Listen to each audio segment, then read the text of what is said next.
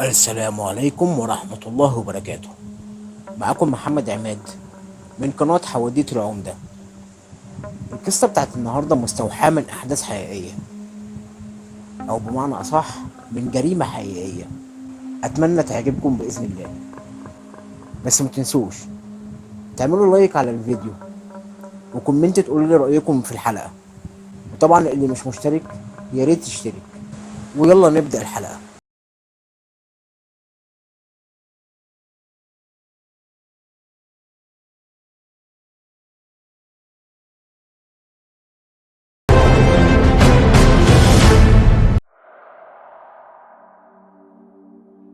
في حي من أحياء القاهرة اللي بيكون مليان بالناس في النهار وبيتحول لمكان هادي بالليل، كانت الحياة عادية وهادية.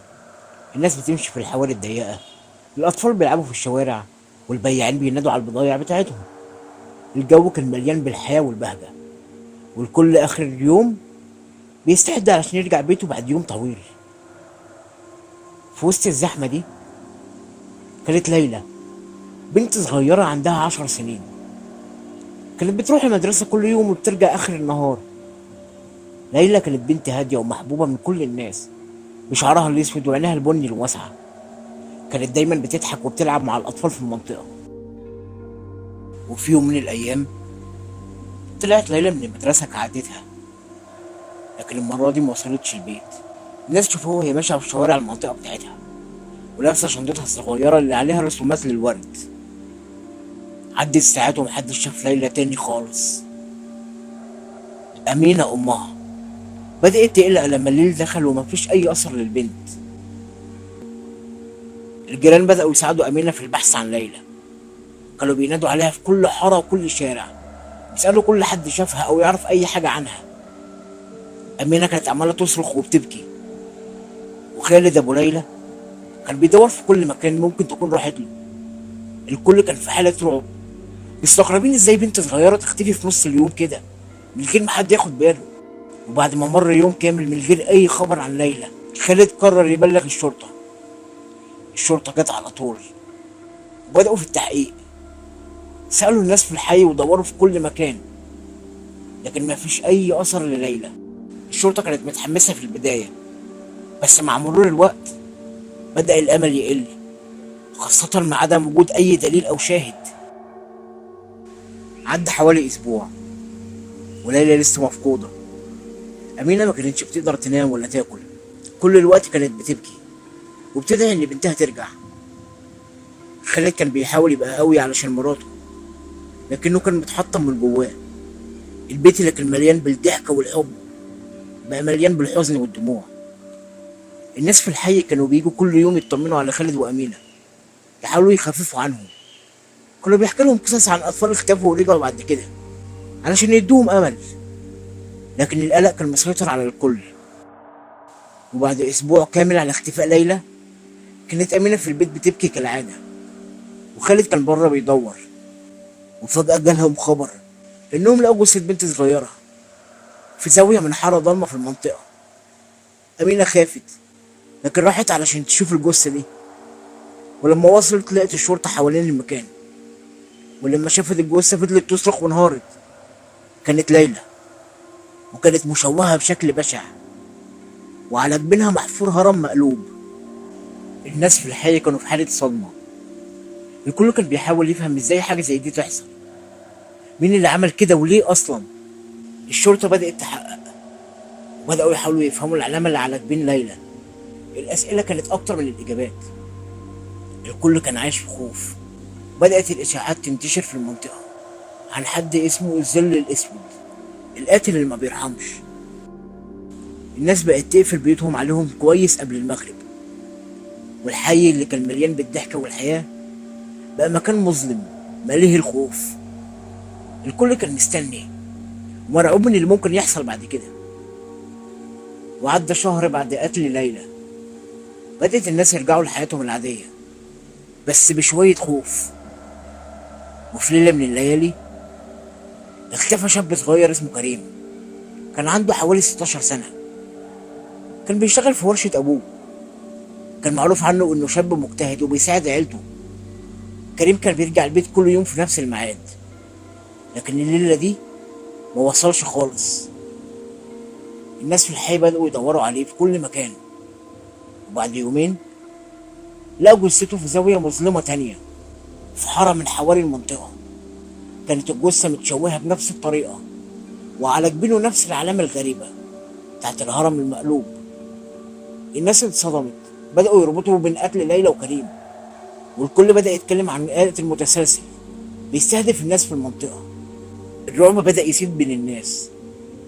الشرطة كانت في حالة استنفار، الدوريات بقت منتشرة في كل مكان في المنطقة، لكن ده ما منعش إن الكابوس يتكرر تاني، أو بمعنى أصح تالت.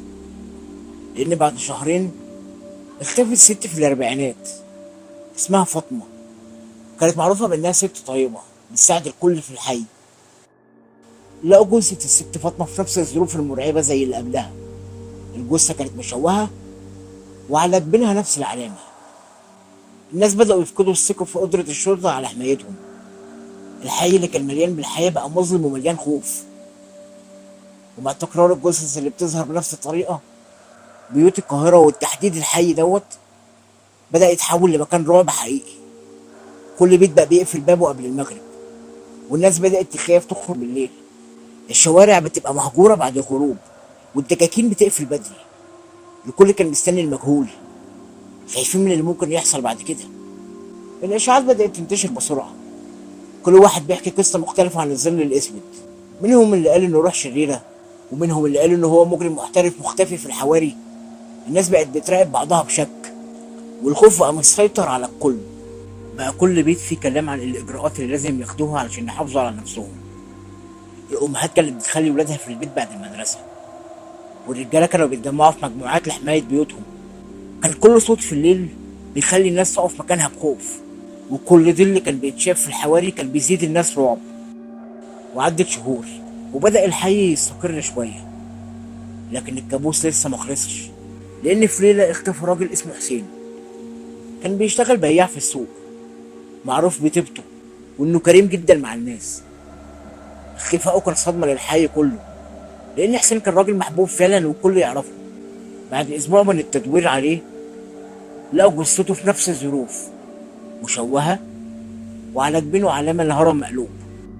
الناس في الحي بدأوا يتكلموا إن دي لعنة مش قاتل، وإن الحي بقى مسكون. ومع كل جثة جديدة الخوف كان بيزيد، والشرطة كانت في حالة إحباط، ومعرفتهم القاتل كانت ضعيفة جدا. الناس في الحي بقت تعيش في حالة من الرعب المستمر، والكل كان بيحاول يتجنب الأماكن المظلمة أو الزوايا المهجورة. بدأت الناس تفكر في إنهم يسيبوا المنطقة كلها، بس بالنسبة لكتير منهم ده كان مكانهم الوحيد اللي يعرفوه. الحياة بقت صعبة ومليانة خوف، وكل يوم بيعدي كان بيزيد من رعب الناس. الكل بقى يعيش في انتظار اللحظة اللي ممكن يجي دوره فيها. القضية وصلت لمحقق كان اسمه خالد، والمحقق خالد ده كان معروف في كل القاهرة بذكائه وإصراره على تحقيق العدالة. اشتغل في اسم الشرطة لأكتر من 20 سنة، وحل قضايا كتير قوي كانت معقدة. كان دايما بيقول إن العدل هو اللي بيحمي الناس ويخلي المجتمع يعيش في أمان. خالد مش بس كان محقق شاطر، لكنه كمان كان إنسان متفاني في شغله، وده اللي خلاه يتولى القضية بتاعت الظل الأسود. ولما جات له أول جثة، خالد عرف إن دي مش مجرد حادثة عادية. لما شاف جثة ليلى طفلة صغيرة حس بوجع كبير في قلبه، علشان عنده بنت في نفس عمرها، وده خلاه يحس بالمسؤولية الكبيرة علشان يلاقي القاتل.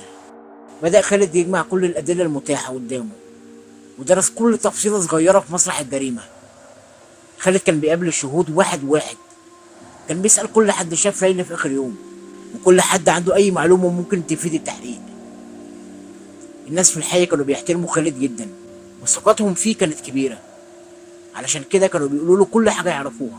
كان في واحد من الشهود، راجل كبير في السن اسمه عم حسن، قال لخالد انه شاف واحد غريب بيتمشى في الحي قبل اختفاء ليلى بوقت قصير. وصف له ملامح الراجل الغريب، لكن ما كانش فيه حاجة مميزة. بس خالد كتب كل حاجة، وعرف ان الشهادة دي ممكن تكون خيط صغير بس مهم. الأدلة كانت قليلة قوي. خالد كان بيقضي ليالي طويلة قوي انه بيراجع القضية، وبيحاول يربط كل حاجة فيها. وكان دايما معاه دفتر صغير بيكتب فيه كل ملاحظاته، كل تفصيلة صغيرة أو كبيرة كان بيكتبها، وعمال يراجع الصور والتقارير ويحلل العلامة الغريبة اللي على جبين الضحايا. وبعديها بيوم خالد قرر إنه يزور المكتبة العامة بتاعة الحي ده عشان يشوف أي حاجة عن العلامة ديت في الكتب. قعد يقرا كتب قديمة كتير جدا عن الرموز الغامضة والأساطير، وبعد ساعات من البحث عرف إن الهرم المقلوب ده مرتبط بعبادات قديمة والسحر الأسود، بس ما فهمش إيه علاقة ده بقاتل متسلسل. خالد ما كانش بيعرف ينام الليل، كان دايما عقله شغال بيفكر في الضحايا وفي القاتل اللي لسه حر طليق. كان بيمشي في الشوارع المهجورة بالليل يحاول يحس باللي حس بيه الضحايا، وكان بيتمشى في الأماكن اللي لقوا فيها الجثث بيحاول يفهم أي حاجة ممكن تفيده في التحقيق. وفي ليلة وهو بيمشي في الحواري الضيقة سمع صوت بسيط عامل زي صوت الهمس. وقف وحاول يركز على الصوت بس اختفى بسرعة. خالد فضل واقف مكانه وحس إن في حاجة مش مظبوطة، لكنه مكانش قادر يحددها. كان عارف إنه مش هيقدر يحل القضية دي لوحده، فطلب مساعدة زمايله في القسم وكون فريق عمل من المحققين، منهم اللي كان بيجمع معلومات عن الضحايا وتانيين كانوا بيحللوا الأدلة والرموز. كانوا بيجتمعوا كل يوم ويناقشوا بعض في اللي وصلوا له ويحطوا خطط جديدة للتحقيق. كان كل يوم بيعدي ضغط كان بيزيد على خالد. الناس في الحي كانوا مستنيين منه انه يلاقي القاتل ويوقف الرعب اللي هم عايشين فيه. خالد كان بيحس بالمسؤولية الكبيرة بسبب ده، وده كان بيأثر على صحته النفسية والجسدية. كان دايما تعبان وعينه حمرا من قلة النوم، لكنه ما كانش بيستسلم. وفي يوم خالد كان في مكتبه وصل له معلومة جديدة من شاهد كان خايف يتكلم قبل كده. شاهد قال له انه شاف نفس الشخص الغريب اللي عم حسن وصفه، لكن المرة دي كان شايفه بيدخل مبنى مهجور في أول الحي. خالد خد المعلومة ديت على محمل الجد وقرر إن هو هيحقق فيها بنفسه. خالد جمع فريقه وراحوا للمبنى المهجور. دخلوه هم حذرين جدا، بدأوا يفتشوا المكان، وفي أوضة من الأوض لقوا دلائل على وجود شخص كان بيعيش هنا. لقوا رسومات على الحيطان تشبه نفس العلامة اللي كانت على جبين الضحايا. خالد حس إن هو كده قرب يوصل للقاتل، وده زاد من عزمه وإصراره على إنه يوقف الرعب اللي عايش فيه أهل المنطقة ديت. كانت كل لحظة بتعدي خالد بيحس إن هو فيها أقرب، لكنه عارف إن المعركة دي لسه ما خلصتش، وإنه لازم يكون مستعد لكل الاحتمالات، لأن الظل الأسود لسه حر طليق، والكل كان مستني اللحظة اللي هيتكشف فيها الحقيقة وتتحقق العدالة. وفي يوم كان خالد قاعد في المكتبة بيدرس الأدلة للمرة المليون. كان مرهق وتعبان، لكن حاجة جواه كانت بتدفعه إن هو يكمل. فجأة جاله اتصال من واحد من المخبرين اللي بيشتغلوا معاه. المخبر قال له إن هو شاف شاب بيتصرف بجرابة في السوق، والمخبر طلب من خالد إن هو يجي يشوف ده بنفسه. وفعلا خالد وصل للسوق بسرعة وقابل المخبر اللي وصف له شكل الشاب. كان شاب في أواخر العشرينات، لابس هدوم متوسخة ومتبهدلة وشكله مرهق جدا. خالد بدأ يراقب الشاب ده من بعيد، ولاحظ إنه دايما عمال يبص حواليه كأنه خايف.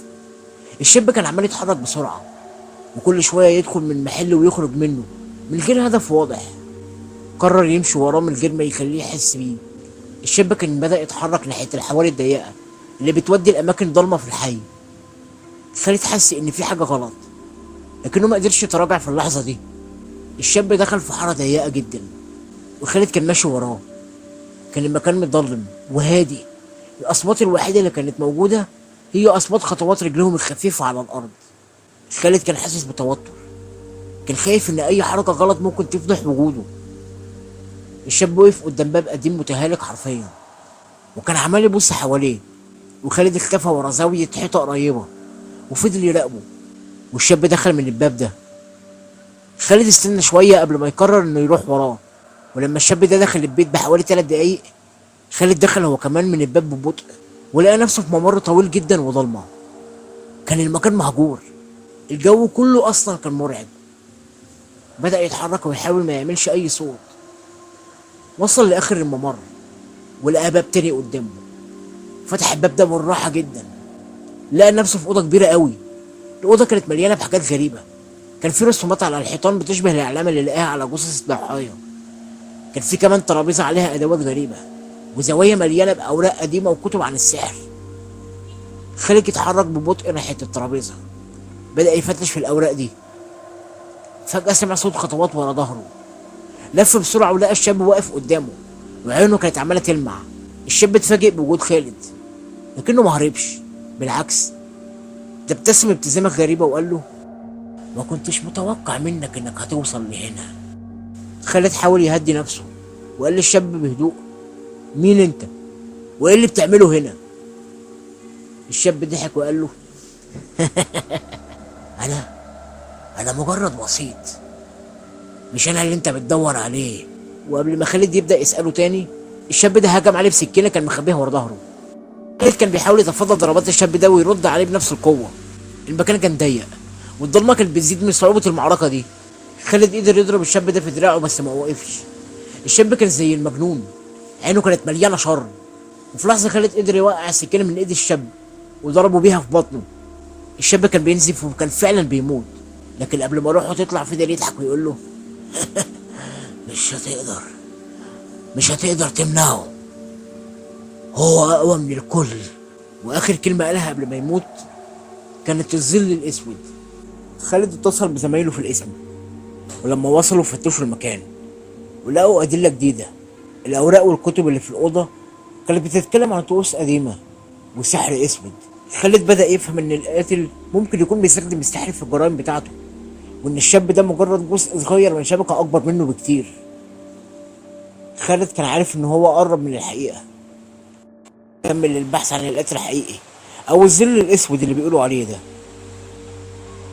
رغم كل الرعب والتوتر، خالد حاسس انه قرب يوصل بجد للحقيقه، اللي الاثر اللي تبعه كان خيط رفيع لكن ممكن يوصله لنهايه الكابوس ده. فضل يشتغل ليالي طويله ويحلل كل تفصيله. كان عارف ان العدل قرب وانه لازم يوقف الرعب اللي بيعيش فيه الناس في الحي. خالد كان مستعد لكل حاجه، وده كان اللي مخليه متمسك بالامل. الكل كان واثق فيه، والكل كان مستني اللحظه اللي هينكشف فيها الظل الاسود وتتحقق العداله. بس خالد كان عارف ان شغله لسه مخلصش، وانه لازم يلاقي كل الاطراف المفقوده في القضيه دي. كل ليله كان بيراجع الادله، بيفكر في كل الاحتمالات الممكنه. كان بيزور الاماكن اللي حصلت فيها جرائم الظل الاسود، وبيحاول يلاقي اي حاجه ممكن تكون فاتته. وفي يوم من الايام خالد لقى ورقه قديمه بين الادله. الورقه كانت مكتوبه بلغه غريبه، لكن بطريقه من الطرق خالد قدر يترجم شويه من الكلمات اللي كانت بتتكلم عن طقوس سحريه بتحتاج لضحايا بشريه لفتح مقابر وكنوز فرعونيه. خالد حس انه قرب من الحقيقه، وانه لازم يلاقي الشخص اللي ورا كل ده. الناس في الحي كانوا بيساعدوا خالد بكل الطرق اللي ممكنه. كل حد كان بيدور على اي معلومه ممكن تفيد التحقيق كانوا بيدوها لخالد على طول. الثقه اللي خالد كان بيديها للناس خلتهم يحسوا انهم جزء من المعركه ضد الظل الاسود هما كمان. لحد ما في يوم خالد سمع من الناس في المنطقه عن راجل غريب بيعيش في مكان بعيد شويه عن الحي.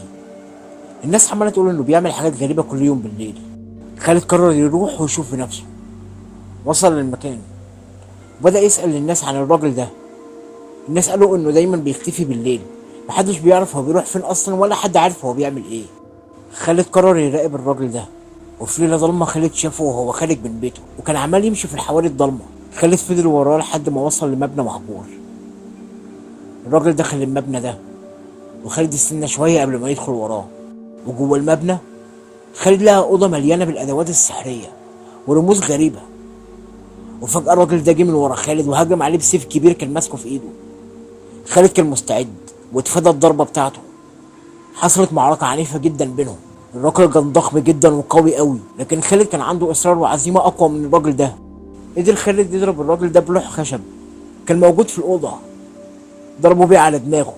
ولما الراجل ده وقع خالد طلع مسدس وضربه بالنار في رجليه، خلاه يقع على الارض مش قادر يتحرك. ومفيش دقايق وجه ضباط زمايل خالد.